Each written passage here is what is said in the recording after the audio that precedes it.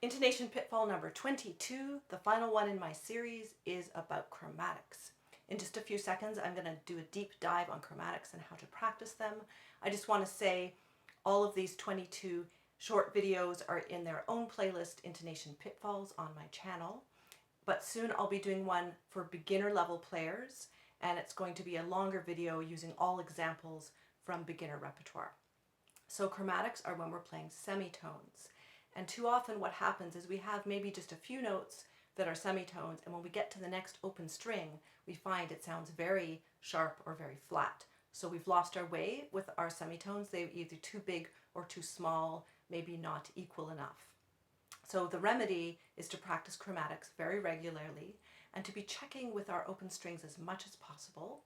It's also good to practice chromatics in different ways. One of the very first videos I made on this channel, my second warm-up, involves lateral motion. So that is very good to do.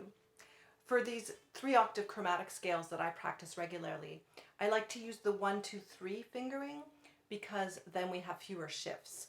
But it's good to practice chromatics in all kinds of ways. And here's one you may not have tried. It's playing a chromatic scale using one finger.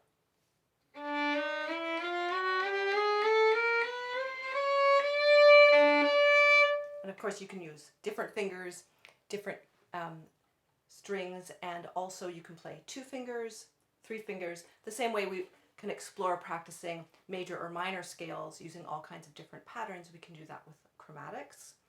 And you want to check with the open strings as much as possible. So the 3rd finger, you can obviously check. But let's say you play with a drone, play the open string. You can hear that open, that nice perfect 4th. If I go too close, you can hear it's bad. So if you recognize this problem, and often it's just 2 or 3 notes, you suddenly have a few semitones and your intonation for that passage just goes off the rails. So if you're aware of it, then it's easier to correct. I hope you've enjoyed this Intonation Pitfall series, and I always welcome your feedback.